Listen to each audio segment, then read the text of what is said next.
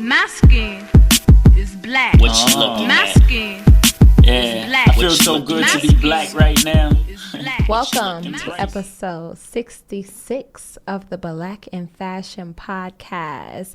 Thank you guys so much for joining me today. I just want to make sure I acknowledge my sponsors for the episode. Make sure you guys shop me out of the brand. It is accessories handcrafted in Africa with amazing quality details. Make sure you use promo code BNF15 for an additional discount off. So today I am joined by James Baldwin.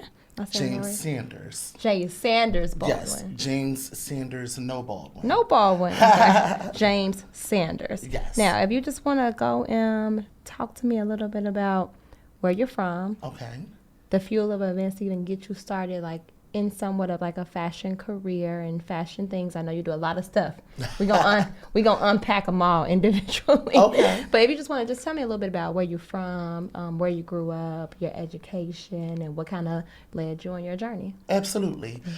Okay. Well, first of all, thank you so much for having me. Of course. I do not take it lightly, especially in the midst of this crazy pandemic. Thank you so much for your time. Of course. Let's see. Okay, so I was born in Atlantic City.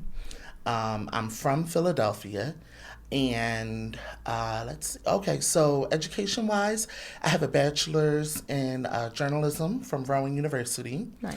And I have a master's degree, Master of Arts in English from St. Joseph's University, also in Philadelphia. Nice. In terms of my career, I started in 2007, and I come from a journalism background, so a lot of what I started doing was writing fashion, and that was primarily for local newspapers, blogs, and then in 2007 I began working at the Huffington Post. Okay. And no one knew how big it was going to be. The company was still solely owned at that time by Ariana Huffington, the founder. And then a year later in 2008, I began covering politics, which was great for me because I got to cover all things state of Pennsylvania Obama campaign. Nice. And then quite naturally he won, and it just kind of blew up from there. As the Huffington Post got bigger and bigger, other publications wanted me, and I began to write just solely on fashion. Gotcha. Vogue magazine came in 2000 and I want to say 12. It might be 2011. Mm-hmm. That's Vogue Italy specifically. And for them, I write and style. After Vogue came Glamour, GQ, a small stint at Ebony magazine. Let's see. Revolt you TV. just I feel like I need to like do your bio over.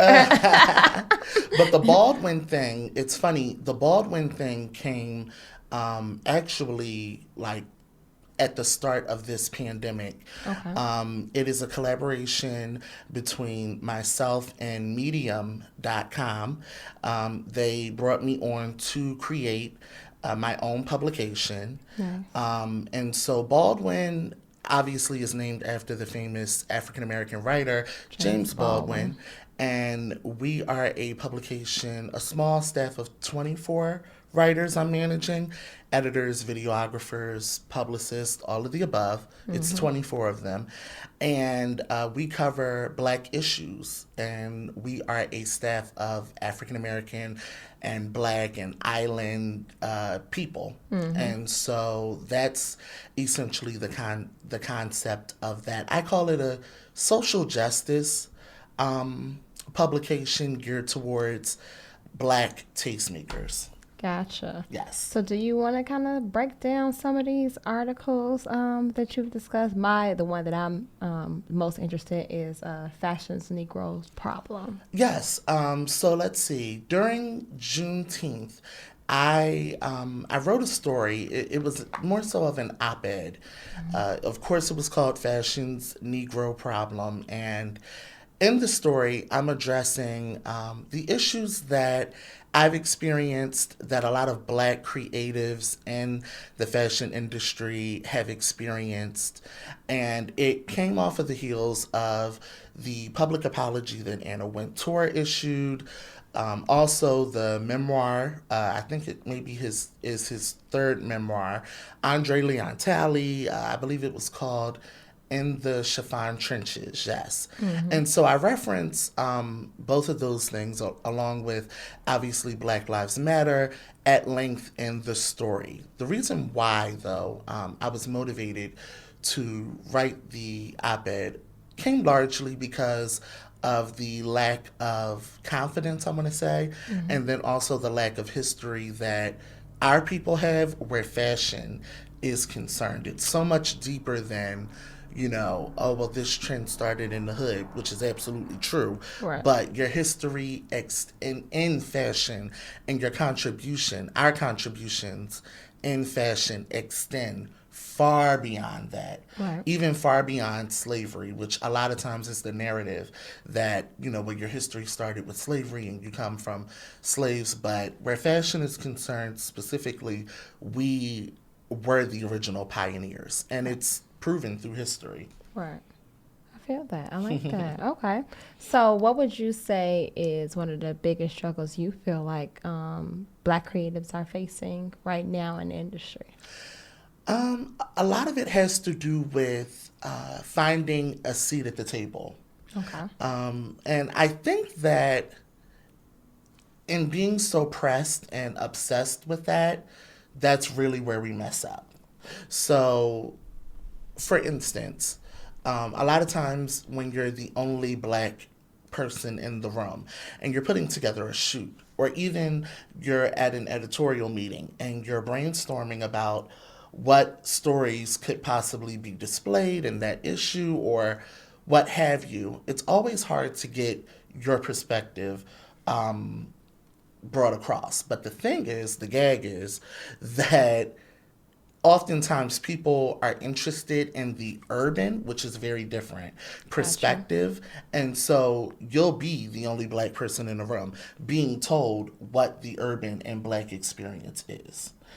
So I would say that's probably the biggest problem, is the misappropriation and the lack of inclusivity. Gotcha. Do you feel like we need validation? Like Absolutely not. But see, that's the problem, is the fact that we think we need validation. And that's what fashion's Negro problem is about. It's about the fact that if we really knew as a whole what we've done, what we've accomplished, and why fashion even exists, we wouldn't feel like we need that validation. I call it PTSD, post-traumatic slave disorder, right. Where you feel like you have to, you need this validation, or being in the room and feeling like you can't, express your opinions because you don't want to make Susie or Charles feel uncomfortable. You know what I mean? And a lot of that has to do with the, culture. Gotcha. Here, I'm hearing it too. Okay, I'm picking up something else. Okay. All right. So I don't know how well you are versed on different, I guess, like fashion education programs. Say it again. Fashion education programs. Oh, absolutely. Yeah. Do you feel like they're getting enough of the history in these schools, or do you feel like it's one-sided? Oh, it's absolutely one-sided. It's never been inclusive at all, which also is a big problem. So, I reference the Moors a lot because to me, they are the original arbiters of style. You know what I mean? So if you look at about 700 years after the crucifixion of Christ, there was a Islamic sect in North Africa. They were the Moors. The name was given to them by the Europeans, which means people of black skin or people with melanin. And they came to Europe, to Paris, to France, to different parts of that continent. and taught them seasonal dressing and, leather shoes and indoor plumbing and even, grooming, and invented forks and knives and plates. And prior to that, Europe was in the Stone Ages. Gotcha. And I believe a lot of that, goes unnoticed in fashion because we taught the Europeans seasonal dressing. So right now we're in the midst of, I want to say, still London Fashion Week, if Milan has not started yet. And so if that's the case, right now we're in spring, summer. Then we'll have fall, winter in February. The concept of seasonal dressing was started by the North African Moors. So there would be no Fashion Week. There would be no, if not for, you're from that lineage. These are your ancestors. And so I think if more of us knew that even, and that's just one example, but if we even knew that, we'd be able to walk into a room or decide not to. But if we did walk into the room, we wouldn't have that cloud over us of, well, I hope this one notices, or I hope I, don't step on anybody's shoes. Like, you are the original pioneers. Right. So if you know how you got here, you're not going to feel like you feel more confident. You need to get somebody else's permission to stay here. Absolute facts. I'm over here sitting around wondering how can we get this education into these schools? I do feel that there's a lot of education that is not being taught in fashion school. And at first I thought it was more of a technical thing. Like, they're not even really teaching these people how to survive in the business, just teaching them how to draw very pretty. But now I'm noticing and I always knew that there was a history problem. Like, it was nothing to aspire to. Because often a lot of people always ask me, like, well, when you were in college, who did you look up to? And I was just like... Right. Hoping that there was a black one. I'm like, I would say Tracy Reese. They're like, well, what about someone deep? I'm like, ain't anybody that deep. Like, besides Willie Smith and Tracy Reese and Patrick Kelly, I'm like, it wasn't that many people to look up to. So I'm just like, I don't really got that many. Like, I got Ann Lowe, the ones, some of the greats and stuff, but I didn't have nothing to aspire to. And I think that there are several, just from, working in this business like that, and I've been mentoring stuff like that. I have a non-for-profit, just hearing how they don't feel confident in their programs and their educational environments and stuff because of either they're not getting what they need or they don't have the history behind it. And I'm just like, so how the hell we gonna get this in the schools? Right. I'm over here thinking of a master plan. I'm like, how? Because granted, I started my own educational thing, so I teach classes and stuff like that. But I just feel like it's so many people out there that don't have it. And that's missing it. I would want to find a way to fill that void, in all honesty. Absolutely. Yeah. It's funny that you said that because I collaborated or will be collaborating with one of your past guests, Janet Inga. Yeah. From Doe Magazine. Yeah, nice. We're collaborating on a workshop that we are putting together for Black fashion people or people who wanting to break into the... I think she talked to me about that because we was talking about that too, and I'm just like, they need to understand the technical side and the product and the business side of it. But even more importantly, the rules and also the coding for us, which is so different.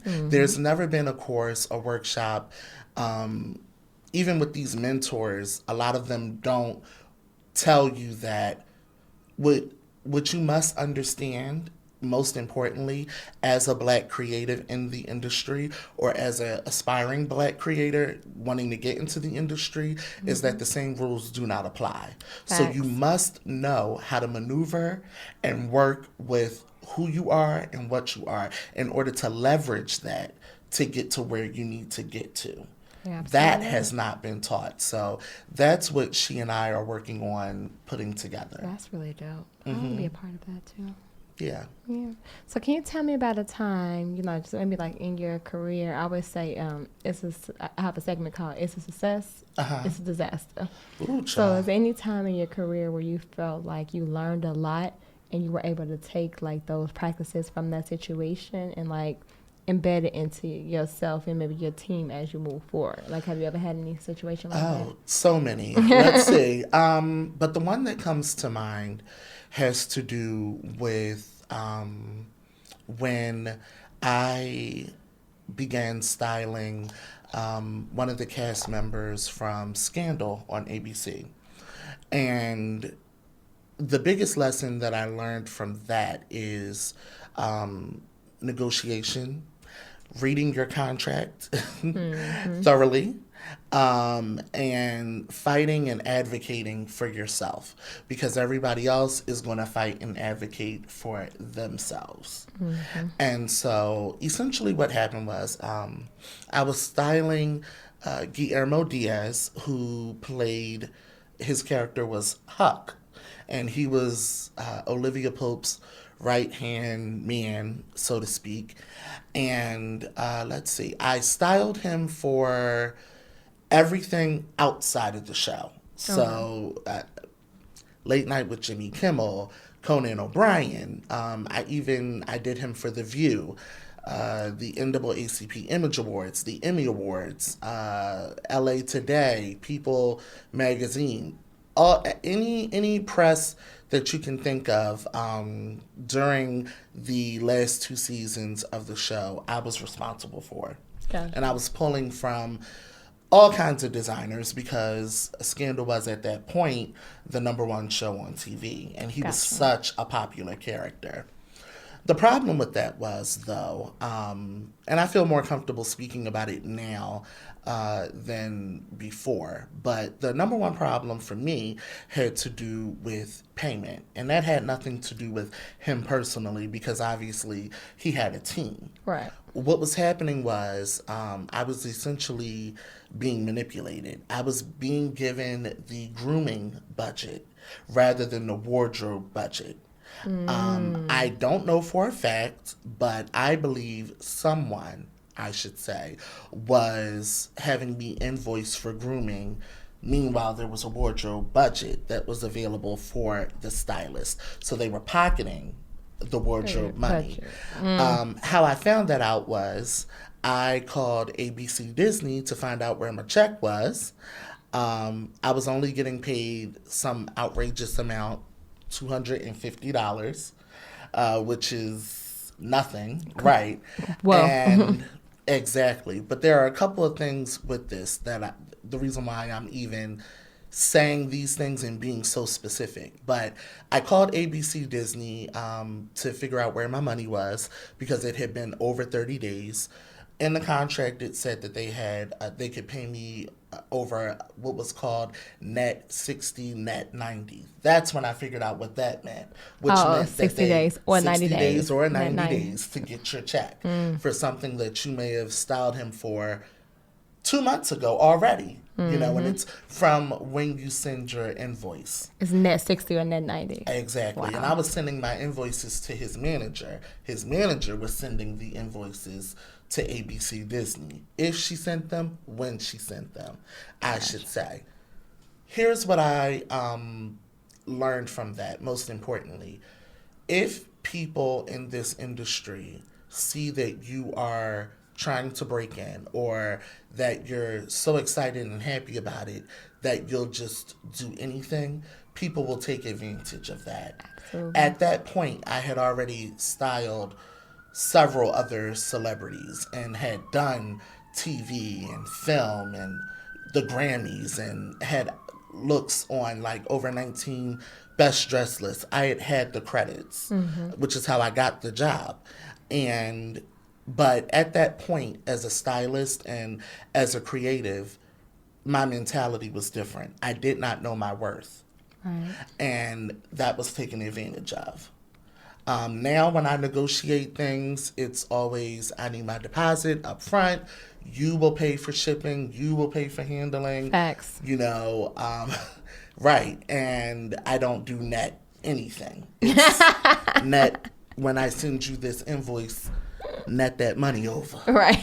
Period. Net that money over. Period. Period. Or you just, you'll stay the same because you won't be styled by James. Facts. I hear that. So, yeah. That's what's up. It's a shame that people do that, but it's like I've heard a lot of like horror stories. Absolutely. And I'm just like, wow. And it's crazy. Usually all the horror stories is about them contracts, like not either not charging enough or like not looking at the fine print and stuff like that. So we stress that more than anything. Make sure you got your business affairs in order. Please because if y'all every time I've had this segment is always about money and contracts. So we know that money and contracts is key, okay? Yes, absolutely. So tell me a little bit about just like how you feel about styling education-wise. Do you feel like it's best for someone to maybe go to school and understand the business side of maybe fashion and maybe pick up a couple technical skills, or do you feel like it's okay just to go full-fledged into the industry and make those connections? 'Cause I know I always sometimes I had two different perspectives from stylists. It's either what you know will get you faster, or it's more about who you know will get you in, but is there a rush? So like, how do you feel? Well, I want to say fortunately and then also unfortunately, I got into the industry not assisting another stylist. I've never assisted a stylist. But I do suggest that you do assist. Having that degree, and I believe it's fashion merchandising, FIT has a certificate program in styling, I believe. What's that other young lady? She got a school now. Right. Misa Hilton. Oh, right. She got and a styling the school Misa now. Hilton Academy, right. But see, now, that's different than going to college and getting a full degree. Right. You know what I mean? Because the gems that Misa Hilton is going to drop have to do with on-the-job stuff. Right. And as a stylist who's still working, her curriculum is going to be extremely targeted. Gotcha. But you're not going to take that certificate to like Mel Ottenberg and say, here's my certificate. I have no experience, but hire me. You'll still need to, I feel like, assist. Right. If you want these, jobs and positions with me, that wasn't the case. But I had that, I had already had like credits behind my name. Gotcha. Just from the writing aspect of it. So that's how you were able to kind of Break step in it there and more because you transition. already had the journalism thing on lock, and then you kind of introduced the styling part. Right. And it's weird because I started styling celebrities first, and then I started styling editorials for magazines, and then commercial work, obviously. But I'll say that I do think you should assist. I don't think college is necessary, but I do think there's a place for programs like the Misa Hilton Academy, which is, to me, different than college, if you want to break in. But I will say you should always have a backup plan anyway. So if you are going to college and you want to work in fashion, your degree should be in something else. Right. Like my degree is in journalism. My master's is in English. I'm qualified to teach at a college if I wanted to. So, and now with the pandemic, it shows you that you must be able to pivot and pivot comfortably because you may not always be able to do photo shoots. Things have started back up now, but in March and April, nobody was doing anything. The Met Gala got canceled. Fashion Week in New York was like a ghost town week ago, 2 weeks ago. Like it didn't happen. Right. It didn't really happen. So, we must know how to pivot. And as Black creatives specifically, that's most important. I know how to pivot. You got that right.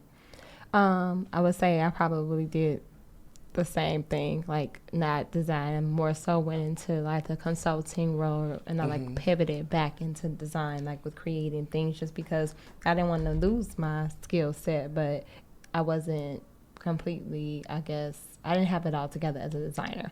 I had it all together on the back end. Like I can pattern make, I can sew, I can help other people that have their ideas, and I can help you refine your ideas. Can't do it for my damn self right now, but that's how I pivoted into the consulting business by just like taking that step back, being like, let me go over here and do this first. Then I can always pivot back into design if need be. I will say this though, with young stylists, the biggest problem is, so I do believe education, like I said, has its place, But once again, you're not going to necessarily need to go to college, but a background in fashion history, a background in garment construction is essential, because a lot of these younger stylists, and I'm 33, so that's somewhat still young, thank God. You're still young. Right, by his grace. But a lot of these young stylists don't even know how to do simple handwork, like needle and thread. Yeah. Like, and they don't understand that this textile you can't mix with this textile because it will snag. Like, and so on the red carpet, if it's the Oscars and you have someone in an Oscar de la Renta and the zipper pops, then what do you do? Like, these young stylists are so used to Fashion Nova and putting together sets on Polyvore, or putting together cute outfits for themselves and then saying that they're a stylist. But a lot of the practical end, seriously, but a lot of the practical end, I don't want to offend anybody that's listening, but the truth is the light. Truth is the light. Right. But what are you going to do when that zipper pops? Or what are you going to do when you need to hem something and the Oscar de la Renta tailor who came and did the initial fitting is 5 hours away and she has to be on the red carpet in 30 minutes. Facts. Then what? Then what you know what do? I mean? They don't understand double-sided tape. They don't understand, okay, well, this whole collection was a reference to Cleopatra Jones or mahogany, or on the other side, a cat on a hot tin roof. You must have a background in order to know these things and reference them, so that when you're in situations like the one I'm in right now, I can talk about those things comfortably. So fashion background, fashion history, and then practical garment construction. You don't have to be a couturier, but you should at least be able to pin correctly. You should at least be able to do some simple hand sewing, stitching, and you must understand, garment applications. Right. Okay. I feel that. No, I'm with you, because I've had different conversations with people that, call themselves stylists, and I always was like, well, what exactly do you do, or who do you style, or how be, or is stylist, wardrobe stylist, image consultant, personal shopper. And I was just like, okay, because it's like a whole bunch of them in one. I'm like, okay, well, first of all, what's the difference between them? Second off, what are you charging? That's usually what I ask people. And I'm just like, when it comes to styling, because, and I had one person tell me they feel like, styling is a luxury. Like, I'm not working with your budget. Either you can afford this or you don't. Because, I heard, I forgot who it was, but it was like, having styling services is a luxury. The whole, I want a stylist, but I got to work on the budget. It's just like, what is that? Like, if you have and I'll just talk about working with individuals, Absolutely. not necessarily for TV and stuff like that, video, they might have a budget, but working with individuals, do you find it challenging to maintain or keep a clientele, or does it really just have to be a celebrity clientele that can support that? I will work with a budget as long as it's reasonable. Okay. And I will work with pretty much anyone. It really depends. So personal shopping is not styling. You know what I mean? You're literally just figuring out what their aesthetic is and then sizing, and you're going to the store with their credit card and purchasing items, and what they don't like, you return. That's literally it. So I consider that to be a little something different.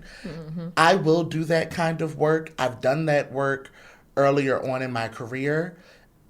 Now I find that people who are interested in that kind of work for me don't approach me, and I think that they don't because of my resume, and so they maybe are intimidated by that. But I'll absolutely work with pretty much anyone. I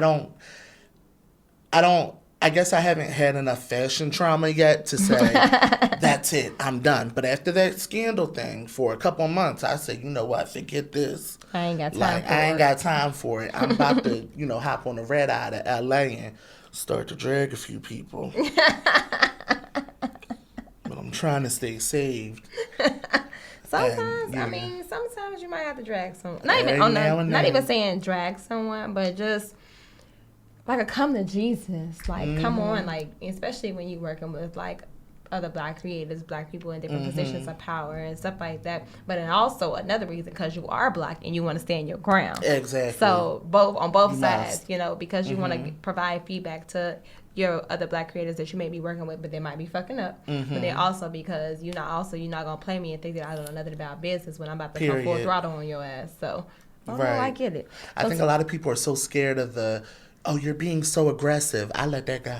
Yeah. I let that go. Yeah. It's going with the wind. Yeah. I get that, and I think I get that often.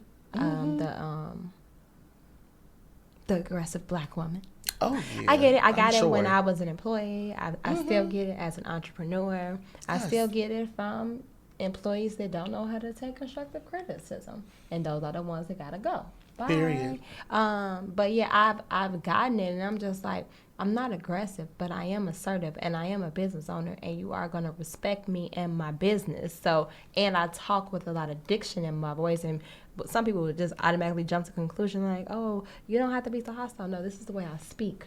I speak to everyone like this. Let's just be clear, okay? Exactly. But I don't change up my tone for anyone. Like, Nor should this you. is the way I speak to my mother, my grandmother, my sister, my employee. Like, this is my tone. My choice of words may be different depending on who I'm talking to, but my tone is always the same, and it's gonna stay like this. There you go. So if you are, I always say, my mother always say too, if you are offended by it, that sounds like a personal problem to me. Okay. You better pray about it. You better pray. So tell me about your mode, your textile. Oh, yeah. So let's talk about that. Right. I bought you a copy. Oh, you did? Yes, and I excited. autographed it too. Thank you. With my black little Sharpie. Here you go, Thank girl. you. You are welcome. Love. So, I put together a few months ago a little mini textbook. It's called the Mode Book, and it has a lot of what we've been discussing. It has a little bit of what we've been discussing, just like how to break into the industry. I talk about print, digital, queries. Now, this project specifically is geared towards people who want to break in as fashion journalists. Gotcha. Or people who are already fashion journalists. Like, I go into how to pitch editors when you've not published anything. And then I go into, well, you've published all these things. Here's how to get brand collaborations. Here's how to leverage your freelance business to become a brand yourself. And then at the very back of the book, I even we include gonna talk, honey, because I'm writing a book right now. writer's guidelines. I love it. Come on. Yes. And the whole layout, graphic design, everything was done by me. I even include little ads for some of the work that I do, and all the photos for those ads were styled by James. I love. This is dope. Yeah. I'll definitely be reading on this. Yes, It's like check I'm it writing. out. The book actually was supposed to come out this month. Okay. But, I've been having writers because it's about me, so it's like a life story. It's called A Life Design. Oh, Yeah. I love the title. Yeah, That's it's called, cute. and it's Black in Fashion. It's like the subtitle, One Woman's Journey to Living Her Most Expressive Life. So I've done the book cover to back. I've gotten through like 7 chapters, but then there's certain chapters that I'm like, am I being too invasive? Am I too much into my No. life? See, and then that's what I mean. and I'm We like, have to with stop people. that. Like, Yeah, I'm you're like, not because I got a lot being of too stuff. evasive. Because I was just like, oh, well, You're just at this telling the time I was truth. laid off, and then I was doing this. And I was just like, oh, it's a lot. Then I'll delete, and then I'll go back, and I'm like, no, people can relate. So I'm just Yes. back and forth in my head about some of the chapters, and then some of those ones where, I wasn't sewing because I was lost in this relationship and stuff like that. So it's just like a lot that has happened over the course of these years, and some of them are more recent, especially like with me. I just opened up my studio. Yes. We just had our studio launch party on Sunday. So Ooh, in the I love beginning of this it. year, I came in to work and was laid off, and it was me in January and one other person, and now I got a team of 14. And See we what got I a mean? space. And it's like a lot has happened. So a lot of the stuff from before that I felt like was hurt, it's like I've let it go. But it's like, but then you still write about it, and then when you got to write about it, you got to come up with those. I remember those times, and it's like, it makes me sad. So then I'm just like, I'm such in a good place. I don't want to write about that anymore. Write about it anyway. You know, and I guess it's push from through my it. heart. And each of those experiences were necessary because of what you've been able to achieve and accomplish. You know what I mean? So I call those situations your necessaries because they have to happen in order to bring you to where you are today. And you may not even be yet fully where you want to be, but you're not where you used to be. And people need to read that and hear that. Years ago, I had actually had another book that I was putting together. I had some interest from a publisher, and I was in my master's program, and my mentor, my professor, she was a New York Times bestseller, and she's still writing books, and they do very, very well. And she, the publisher, and she as well, suggested that I get a literary agent. And so I sent some feelers out and mentioned that, you know, I had interest from a publisher. Well, all of the top New York agents began courting me. But I ended up going with my professor's literary agent, which was a huge mistake because the book was geared towards Black people, of course, and fashion, of course. And she wanted to turn it into kind of this is about the Black experience, but it's for everybody. And we want everybody to read it, and we want everybody to be able to relate. And I think that when you begin to think about, well, I might not want to write this because this may be, like, they might not like it, you know, that's what I allowed her to do to me. And the book didn't go anywhere. She went into rehab, which I found out after the fact, and the book project died. And I promised myself that I was never going to do that again. So I say that to encourage you, to let you know, everything, even the evasive stuff, is important. People need to read it. People need to see it. Because somebody somewhere that looks like you can relate, and in a big way. You're right. You're absolutely Don't leave it out. Don't leave it out. I won't leave it out. Yes. Okay. So this is like our last segment. It's called It's a Muse. Okay. So if you just want to tell about anything that has inspired you, whether it be a book, a piece of architecture, an exhibit, anything that, you know, that you utilize, could be a crystal, a mantra, anything that you utilize that keeps you like inspired and that you would want to share with someone else. I would say that the thing that inspires me the most is probably my faith, and then also my grandmothers, who are both deceased. Their style impacted me in a large way, even when I was younger. That was my fashion pedigree, because I didn't have aunts or uncles who sat on the board of Sinai and could get me in to an internship at Marc Jacobs or what have you.